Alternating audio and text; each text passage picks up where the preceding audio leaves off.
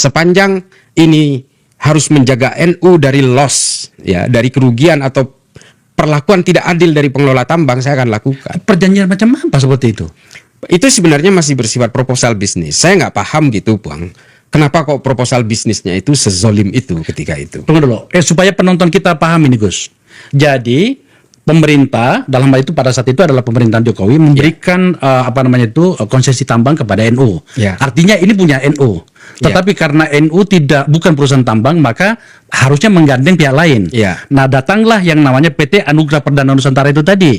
Kurang lebih begitu mungkin ya, prosesnya. Prosesnya. Ini punya siapa Anugerah Perdana ini? Terafiliasi dengan siapa? Kalau PT Anugerah Perdana Nusantara itu yang tercatat sebagai direksi di situ namanya Suhat. Suhat. Ya, saya tidak tahu terafiliasi ke sana, tapi ketika saya tanya-tanya, saya dengar-dengar katanya terafiliasi dengan Boy Thohir. Boy Thohir. Ya. Okay. Nggak apa-apa, saya ucapkan aja hal-hal yang seperti ini. Jangan anggap uang saya akan menutupi itu. Enggak, saya sedang mencoba untuk mengidentifikasi saja, karena kan logikanya harus urut ya. Iya. Jadi datanglah itu. Maka kemudian adalah usulan apa sih namanya tadi itu, perjanjian itu apa? Proposal bisnis itu. Seperti itu bunyinya. Seperti itu bunyinya. Bahwa jaminan di bank, deposit SDM ya. Berapa besarnya? 700 sekian miliar lah. Wah, gede banget. Gede banget.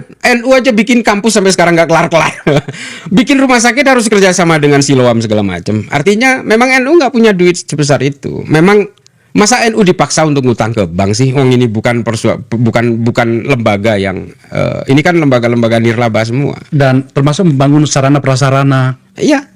Loh, saya nggak ngerti kan. Saya juga nggak. Ini kan punyanya NU. Kenapa kemudian? Dan komposisinya berapa?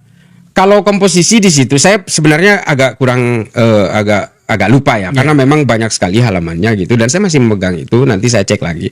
Tapi kalau tidak salah itu 70-30, 70 untuk pengelola dan 30 untuk PBNU. Tapi ini harus di cross check ulang. Termasuk juga yang katanya punya Boy Thohir segala macam itu memang tidak terkonfirmasi, tapi ketika saya dengar-dengar memang